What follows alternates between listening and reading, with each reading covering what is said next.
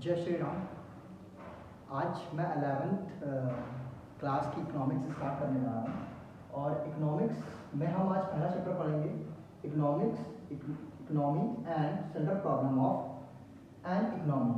हम जानेंगे इकोनॉमिक्स में कि अर्थशास्त्र क्या है और अर्थव्यवस्था क्या है, अर्थशास्त्र और अर्थव्यवस्था में अंतर क्या है और साथ ही साथ उनकी मुख्य समस्याओं पे बात करेंगे। आज ये पहले चैप्टर का पहला पार्ट है और इसके बाद कंटिन्यू पार्ट्स में डालता रहूँगा जब भी मुझे समय मिलेगा।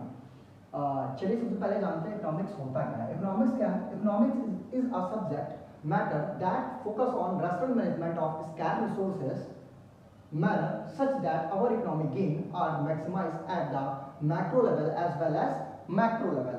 अर्थशास्त्र एक विषय है, मुख्यतः अर्थशास्त्र एक विषय है जो फोकस करता है किस पर? Rational management of scarce resources. जो रिसोर्सेज की हमारे पास कमी है उसको किस तरह व्यवस्थित किया जाए कि हमारी इकोनॉमी क्या कर सके, ज्यादा से ज्यादा क्या कर सके, गेन कर सके, मैक्सिमाइज कर सके। किस लेवल पे जाके? Micro level and micro level पे, माइक्रो एंड मैक्रो लेवल दोनों पे मैक्सिमाइज कर सके।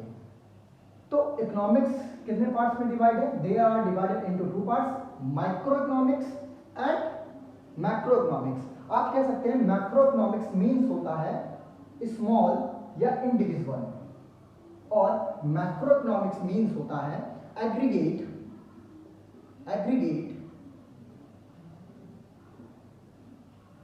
और होल। तो आप माइक्रो इकोनॉमिक्स में किसके बारे में पढ़ेंगे? एक इंडिविजुअल के बारे में पढ़ेंगे। यहां पर small, micro means he small होता है और मैक्रो मीन्स मतलब होता है होल। तो हम समझते हैं it refers to, micro economics क्या है? It refers to that branch of economy which study the behaviour of individual economic unit.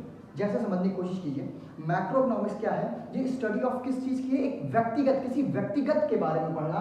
जैसे फॉर एग्जांपल एक उपभोक्ता, एक कंज्यूमर, एक प्रोड्यूसर या एक सिंगल डिमांड या एक सिंगल सप्लाई के बारे में जब हम स्टडीज करते हैं, एक इंडिविजुअल के बारे में जब हम पढ़ते हैं तो वो क्या कहलाता है? मैक्रो इकोनॉमिक्स कहलाता है। For example a consumer, a producer, demand and supply। अब इसकी कुछ सेंट्रल प्रॉब्लम्स है। इसकी सेंट्रल प्रॉब्लम्स क्या है? Allocation of resources and determination of income. इसकी समस्या है कि रिसोर्सेज को हम किस तरह से एलोकेट करें, किस तरह से व्यवस्थित करें और साथ ही साथ डिटरमिनेशन ऑफ प्राइस, कीमत का निर्धारण क्या करें। ये समस्या हमें फेस करनी पड़ती है। आगे हम पढ़ेंगे इकोनॉमिक्स में, हमें समझ में आएगी समस्या है क्या। साथ ही साथ इसका alternative name price of theory आप कह सकते हैं। कीमत का सिद्धांत हम मैक्रो इकोनॉमिक्स का अल्टरनेटिव नाम भी रख सकते हैं। इसमें मेन टूल्स क्या है? The main tools of macro economics is demand and supply. पूरी बुक आप मैक्रो इकोनॉमिक्स की देखेंगे तो आप बेसिकली चैप्टर्स पाएंगे डिमांड एंड सप्लाई से रिलेटेबल ही चैप्टर्स रहेंगे। ठीक है। मेथड ऑफ स्टडीज क्या है? It adopts the method of particles equilibrium. यहां पर हमें क्या पढ़ना है? एक पार्ट, इक्विलिब्रियम ऑफ पार्ट्स के बारे में स्टडी करना। उस मेथड को हमने अडॉप्ट करके रखा है और उसी की हम स्टडी करते हैं यहाँ पे। आइए टर्म समझते हैं। The term of macro economics is drive from Greek word. ये मैक्रो इकोनॉमिक्स वर्ड कहाँ से ड्राइव हुआ है? ग्रीक वर्ड से ड्राइव हुआ है जिसका मीन्स होता है माइक्रोस। माइक्रोस मीन्स होता है स्मॉल। मैंने पहले बताया माइक्रो मीन्स क्या होता है? स्मॉल होता है या इंडिविजुअल की जिसमें स्टडीज की जाती है उसे हम माइक्रो इकोनॉमिक्स कहते हैं। अब इसमें एजम्पशंस क्या है? कुछ अपवाद भी है, हमें पहले से स्थिर करके चलना पड़ता है, एजम्पशंस लेके चलने पड़ते हैं। जब हम it study of the behaviour of micro economics, जब भी हम स्टडी करेंगे माइक्रो इकोनॉमिक्स की, उनके वेरिएबल्स की स्टडी करेंगे तो हम एज्यूम कर लेंगे that all the macro variables are constants. Macro variables एमए के सारे वेरिएबल्स क्या हो जाएंगे? आपके कांस्टेंट हो जाएंगे। चलिए अब एमए के बारे में बात करते हैं। एमए मैक्रो इकोनॉमिक्स क्या है? मैंने पहले क्लियर किया। मैक्रो इकोनॉमिक्स और माइक्रो इकोनॉमिक्स में बस इतना डिफरेंस है कि यहाँ पर इंडिविजुअल की स्टडीज की जाती है और यहाँ पर एग्रीगेट या होल इकोनॉमिक स्टडी करना क्या कहलाता है? मैक्रो इकोनॉमिक्स कहलाता है। ठीक है। चलिए, it refers to that branch of economy which deals with the aggregate and average covering area to the entire economy. जितनी भी एंटायर इकोनॉमी हो सकती है उन सब का एवरेज कवर करके और उस चीज की स्टडी करना क्या कहलाता है?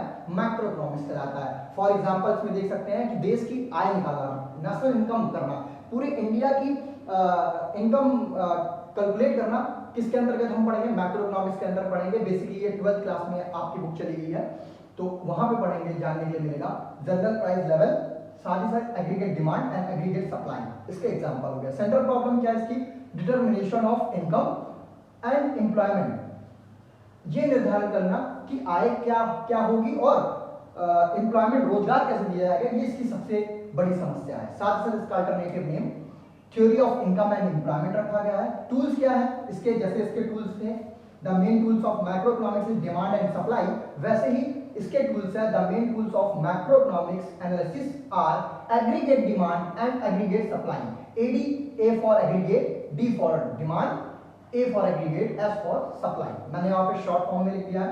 मेथड ऑफ स्टडी क्या है, it adopted the method generally equilibrium analysis. यहाँ पर कौन सा मेथड लिया गया है, जर्नल इक्विलिब्रियम का मेथड लिया गया है।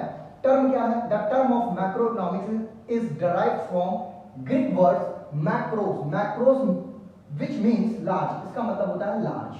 एजम्पशन क्या है, वही है कि the study that of behaviour of macro level, हम जब भी मैक्रो लेवल के बारे में स्टडीज करेंगे तो हम एज्यूम कर लेंगे कि माइक्रो वेरिएबल्स आर कांस्टेंट, वो अपनी जगह स्थिर रहेंगे।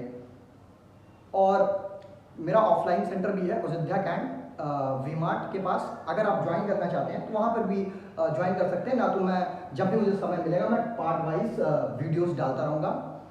जय श्री राम, जय हिंद, जय भारत।